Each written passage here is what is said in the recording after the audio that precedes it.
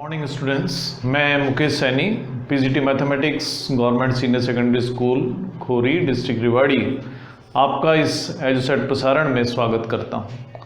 प्यारे बच्चों, इससे पहले वाले 2 लेक्चर्स में हम पार्शियल फ्रैक्शंस की हेल्प से इंटीग्रेशन कैसे करें ये सीख चुके हैं। आज के लेक्चर में हम कुछ ऐसी प्रॉब्लम्स लेंगे जो पार्शियल फ्रैक्शंस की फॉर्म में रिड्यूस की जा सकती हैं। सीधे तौर पर तो इस फॉर्म में नहीं होती हैं, लेकिन उन्हें कुछ सब्स्टिट्यूशंस की हेल्प से रिड्यूस किया जा सकता है। इसी क्रम में जो आज हम एक क्वेश्चन ले रहे हैं, जो 16th प्रॉब्लम है हमारी एक्सरसाइज 7.5 से, वो है dx ओवर xn + 1। फिलहाल हम इसको किसी और तरीके से नहीं कर पाएंगे और साथ में इसमें मल्टीप्लाई हो रहा है x। तो ये जो फॉर्म है पिछली किसी भी फॉर्म से इंटीग्रेट नहीं हो पाती है, तो इसको इंटीग्रेट करने के लिए कुछ हमें सब्स्टिट्यूशन की हेल्प लेनी पड़ती है। हम सपोज करते हैं कि x⁻n किसी वेरिएबल t के बराबर है। हम डिफरेंशिएट कर लेते हैं विद रेस्पेक्ट टू t, तो मिलता है n × x⁻n - 1 और x का डिफरेंशिएशन होगा dx/dt, t का t के रेस्पेक्ट में डिफरेंशिएशन 1 होगा, यानी n × x⁻n - 1 dx हम dt के इक्वल लिख सकते हैं। तो इससे dx की वैल्यू हम फाइंड कर देंगे। dx की वैल्यू होगी dt ओवर n/xn - 1। तो हम dx को dt की फॉर्म में लिख देंगे। तो इंटीग्रेशन को अब हम लिख सकते हैं dt अपॉन n × x⁻n - 1। अब हमें x भी लिखना है ये वाला, और x⁻n + 1 भी लिखना है। अगर इन दोनों x के नंबर्स को हम मल्टीप्लाई करें तो हमें मिलता है x⁻n। तो 1/n तो कांस्टेंट है, तो इंटीग्रेशन को लिखा जा सकता है dt अपॉन x⁻n × x⁻n + 1। लेकिन x⁻n जो है उसे तो हम t लेकर चले हैं, तो इसका मतलब जो इंटीग्रेशन है उसे हम लिख देंगे 1/n dt upon t × t + 1। इसे आप इक्वेशन नंबर 1 यूज कर सकते हैं।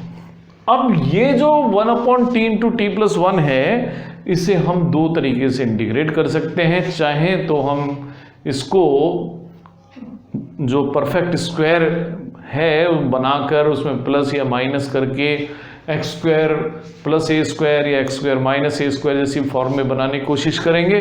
दूसरा तरीका है हम पार्शियल फ्रैक्शन की हेल्प से इसको इंटीग्रेट कर लें। और इसके लिए अगर हम पार्शियल फ्रैक्शंस की हेल्प लेते हैं तो 1/t × t + 1 को हम a/t + b/t + 1 की फॉर्म में लिख देते हैं। एलसीएम लेंगे तो हमें मिलेगा t × t + 1। a को मल्टीप्लाई करेंगे t + 1 से, b को मल्टीप्लाई करेंगे t से। ये 1/t × t + 1 की वैल्यू। इसका मीनिंग हुआ कि 1 इक्वल है a × t + 1 + b × t के। अब a और b की वैल्यू डिटरमाइन करनी है। इसके लिए हम बारी बारी से एक बार t की वैल्यू 0 रखते हैं। लेफ्ट साइड मिलेगा 1 = a 0 + 1, यानी इससे हमें a मिल गया, a मिला है हमें 1। अब उसके बाद हम t के लिए यूज करते हैं -1, तो लेफ्ट साइड तो हमारा अभी भी 1 ही रहेगा। राइट साइड जब रखेंगे t के लिए -1 तो a × 0 हो जाएगा, तो b × -1 हमें मिलेगा, यानी -b की वैल्यू 1 है तो b की वैल्यू मिल गई -1। अब a और b दोनों की वैल्यूज हम इक्वेशन 2 में पुट कर सकते हैं। तो इसलिए 1/t × t + 1 को 1/t - 1/t t+1 लिखा जा सकता है। अब क्योंकि इंटीग्रेट हमें ये जो i है इसे करना है, तो इंटीग्रेशन होगा 1/n integration of 1/t minus 1/t+1। तो 1/n 1/t का integration log of t minus 1/t+1 का इंटीग्रेशन होगा log t+1।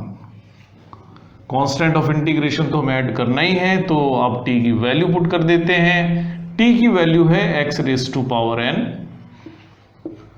तो फाइनल इंटीग्रेशन हम लिख सकते हैं 1/n minus 1/n multiply log of xn minus log xn+1।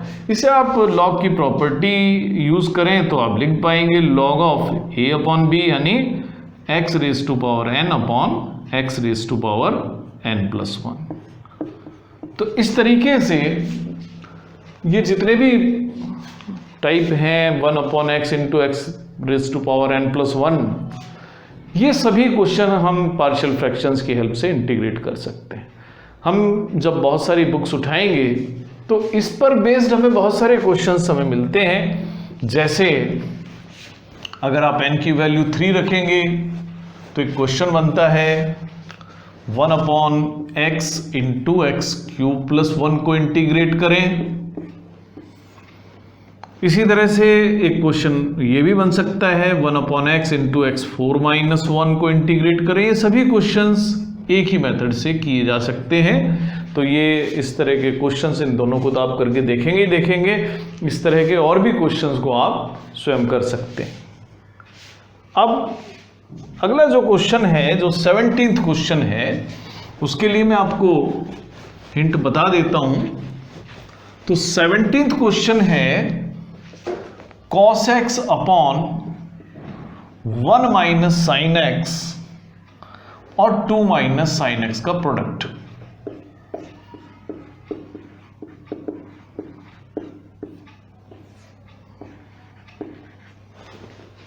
यह नेचुरली हम लोग पहले sin x को t पुट कर लेंगे और जैसे ही sin x को t पुट करेंगे तो हमें मिलेगा cos x dx dt। cos x dx अगर आप dt लिख देते हैं तो हमारा जो इंटीग्रेशन है वो बनेगा dt/1 - t × 2 - t। अब इस तरह के क्वेश्चंस तो आपने बहुत किए हैं, इसको आप आराम से इंटीग्रेट कर सकते हैं। तो ये क्वेश्चन आप अपने आप करेंगे आगे। अब मैं अगला जो क्वेश्चन ले रहा हूं वो 18th क्वेश्चन है और 18th क्वेश्चन में हमें इंटीग्रेट करना है x² + 1 × x² + 2 अपॉन x² + 3 और x² + 4 को।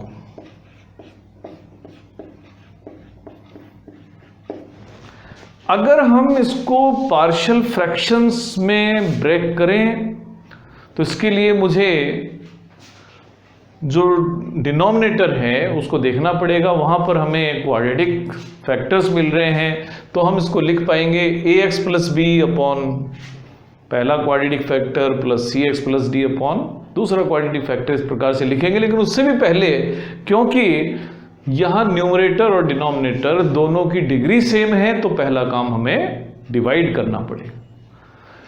तो जब हम इस तरह से लिखेंगे तो हमें 4 कांस्टेंट डिटरमाइन करने होंगे। इसमें हमें समय भी ज़्यादा लगेगा। अगर हम x² को t पुट कर दें तो इसे क्वाड्रेटिक की जगह लीनियर फैक्टर्स में कन्वर्ट किया जा सकता है और इसमें हमारी कुछ कैलकुलेशन का समय बच जाएगा।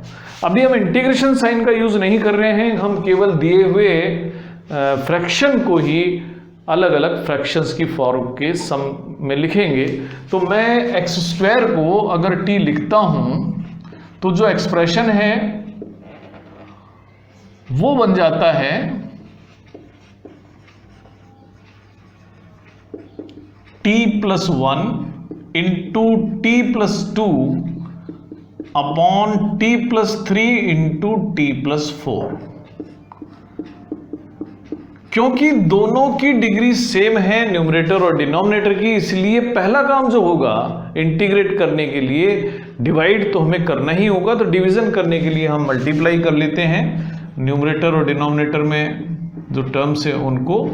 तो न्यूमरेटर बनता है T square plus 3t plus 2 and denominator जो है हमारा बन जाता है T square plus 7t plus 12।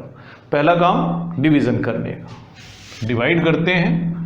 T square plus 3t plus 2 को डिवाइड करेंगे T square plus 7t plus 12 से। एक बार डिवीजन होगा T square plus 7t plus 12 से हमने डिवाइड करा है, माइनस करेंगे तो हमें मिलेगा माइनस 4t माइनस 10। तो यानी कि जो t square plus 3t plus 2 divided by t plus 3 into T plus 4 था, उसे हम लिख सकते हैं 1 minus 4t plus 10 upon t plus 3 और t प्लस 4 का प्रोडक्ट। इसे आप इक्वेशन 1 डाल दें। अब मैं 4t plus 10 upon t plus 3 और t प्लस 4 को भी पार्शियल फ्रैक्शंस में डिवाइड कर लूंगा।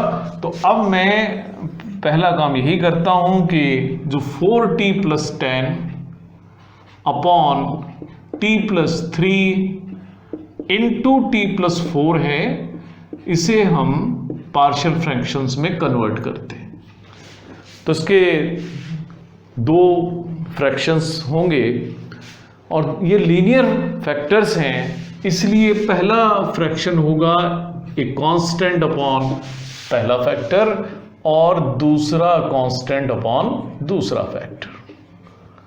एलसीएम हम लेंगे t प्लस 3 और t प्लस 4 का प्रोडक्ट। a को मल्टीप्लाई करेंगे t प्लस 4 से, b को मल्टीप्लाई करेंगे t प्लस 3 से। इसका मीनिंग हुआ क्योंकि ये दोनों साइड्स इक्वल हैं तो 4t प्लस 10 इक्वल होना चाहिए a into T plus 4 plus b into T plus 3 के।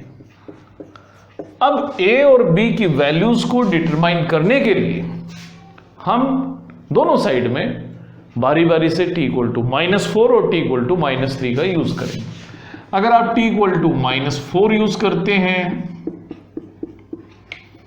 तो लेफ्ट साइड बनेगा -16 प्लस 10, राइट साइड में t प्लस 4 0 होगा तो a डिसअपीयर हो जाएगा, b मल्टीप्लाई होगा -4 प्लस 3 यानी -1 से। तो -6 की जो वैल्यू है वो -b के इक्वल है। इससे हमें b मालूम चलता है कि b है 6। अब नेक्स्ट वैल्यू हम पुट करेंगे t इक्वल टू -3।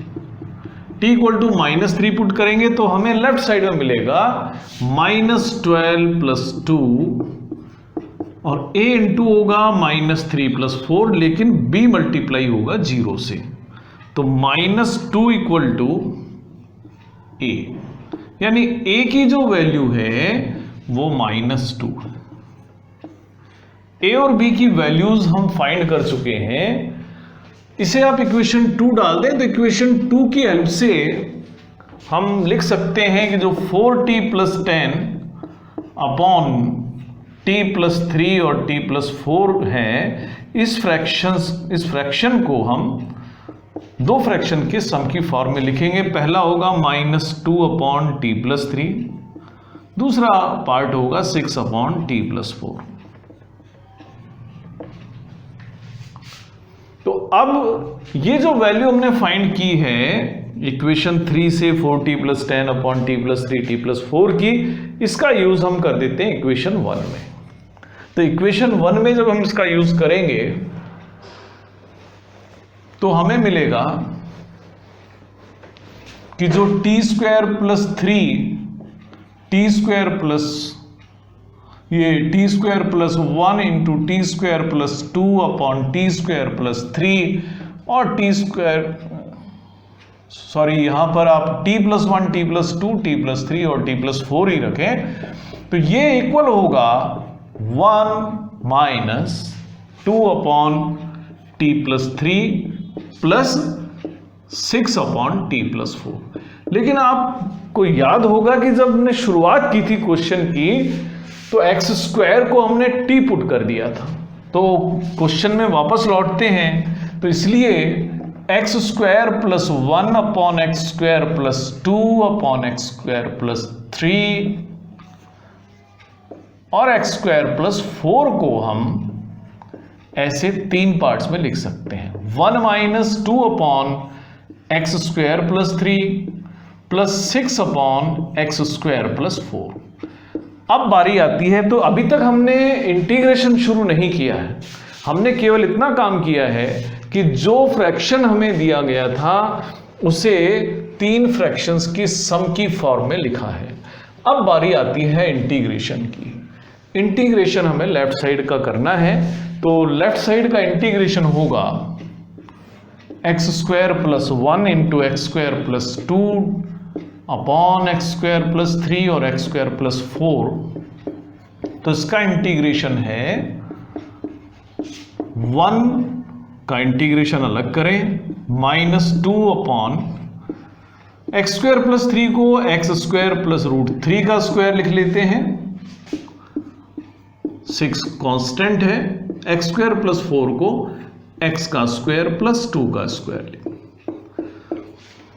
तो इंटीग्रेशन होगा x माइनस 2। अब ये जो फॉर्म है 1 अपॉन एक्स स्क्वायर प्लस ए स्क्वायर, इसका इंटीग्रेशन होगा 1 upon A tangent inverse x upon A यानी x बाई रूट 3, और इसी तरह से इसका इंटीग्रेशन होगा 1 upon A tangent inverse x upon A यानी x upon 2 plus constant of integration c। Solve कर लेते हैं, तो इंटीग्रेशन की वैल्यू होगी x minus 2 by root 3 tangent inverse x by root 3 plus 3 tangent inverse x by 2 plus c। तो इस तरीके से हम बिफोर इंटीग्रेशन सब्स्टिट्यूशन करके भी किसी क्वेश्चन को थोड़ा छोटा कर सकते हैं, थोड़ा आसानी के साथ उसको इंटीग्रेट कर सकते हैं।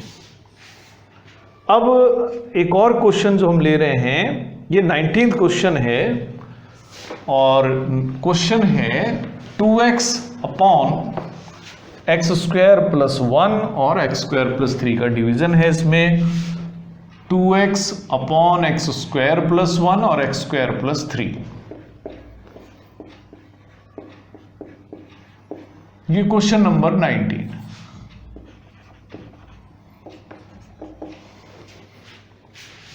यहां पर भी एक तरीका होगा, क्योंकि जो फैक्टर्स हैं हमारे पास में वो क्वाड्रेटिक फैक्टर्स हैं। पहला तरीका हो सकता है कि आप इसे पार्शियल फ्रैक्शंस में कन्वर्ट करें, दोनों क्वाड्रेटिक फैक्टर मानते हुए। अब इस तरह से करते हैं तो हमें 4 कांस्टेंट डिटरमाइन करने पड़ेंगे, उसमें हमें समय ज़्यादा लगेगा। दूसरा एक तरीका सब्स्टिट्यूशन अगर हम शुरू में ही यूज़ कर लें तो ये फ्रैक्शन ही कन्वर्ट हो जाएगा। यदि हम x square equal to t रख लें तो हमें मिलेगा टी के रेस्पेक्ट में डिफरेंशिएशन करने पर 2x dx equal to d t. Integration को हम चेंज करके dt अपॉन t प्लस 1 और t प्लस 3 लिख लें, और इसे तो अब पार्शियल फ्रैक्शन से हम आराम से इंटीग्रेट कर सकते हैं। तो अब हम 1 अपॉन, आप इसे इक्वेशन 1 यूज कर लें, तो 1 upon T plus 1 into T plus 3 को आप लिख लेंगे एक कांस्टेंट अपॉन पहला फैक्टर, दूसरा कांस्टेंट अपॉन दूसरा फैक्टर। एलसीएम लेंगे हम t प्लस 1 और t प्लस 3, a को मल्टीप्लाई करेंगे t प्लस 3 से, b को मल्टीप्लाई करेंगे t प्लस 1 से। ये 1 अपॉन टी प्लस 1 और t प्लस 3 का प्रोडक्ट, तो 1 इक्वल है a into T plus 3 plus b into T plus 1। बारी बारी से एक बार t के लिए -3 यूज करेंगे और एक बार -1। जब आप t के लिए -3 यूज करेंगे तो t प्लस 3 0 होगा, 1 मिलेगा, b इंटू -3 प्लस 1 तो -2b की वैल्यू हमें मिलती है 1, यानी b की वैल्यू -1/2। अब हम यूज करेंगे t के लिए -1, तो लेफ्ट साइड 1 ही रहेगा, a होगा -1 + 3 यानी कि 2, t + 1 अब 0 हो जाएगा, तो a की वैल्यू हो जाएगी 1/2। इसलिए 1/t + 1 × t + 3 को हम दो पार्ट्स में लिखेंगे। पहला पार्ट होगा 1/2t + 1 -1/2t + 3। और अब बारी है इंटीग्रेशन की, क्योंकि हमें इंटीग्रेट इसी फंक्शन को करना था, तो इंटीग्रेशन बजाय हम लेफ्ट साइड का करें, हम करते हैं राइट साइड का इंटीग्रेशन, और ये होगा 1/2 dt/t + 1 -1/2 dt/t + 3। इनके इंटीग्रेशन सिंपल हैं, log of t + 1 -1/2 log t + 3। अब केवल आपको t की वैल्यू सब्स्टिट्यूट करनी है, क्योंकि ओरिजिनल क्वेश्चन जो था वो x में था, तो t की वैल्यू हम पुट कर देते हैं जो कि x² है, तो x² + 1 -1/2 log x² + 3 + c। क्योंकि ये दोनों ही टर्म लॉग की हैं, तो आप इसको सिंप्लीफाई करके सिर्फ लॉग की टर्म में भी लिख सकते हैं, log a/b, यानी log x² + 1 x² + 3 भी आप इसको लिख सकते हैं। तो प्यारे बच्चों, ये थी एक्सरसाइज 7.5 की प्रॉब्लम्स। हमने इस एक्सरसाइज में से अधिकांश प्रॉब्लम्स सॉल्व कर ली हैं। अब आप इन क्वेश्चंस की प्रैक्टिस कीजिए, इस एक्सरसाइज के जो एग्जाम्पल्स हैं उन्हें करके देखिए। ऐसे बहुत सारे एग्जाम्पल्स और क्वेश्चंस आपको मिसलेनियस एक्सरसाइज में भी मिल सकते हैं, आप वहाँ से भी क्वेश्चंस लें, सॉल्व करें। अगला जो टॉपिक होगा उसमें हम दो फंक्शंस के प्रोडक्ट का इंटीग्रेशन करना भी सीखें। आज के लिए इतना ही, धन्यवाद।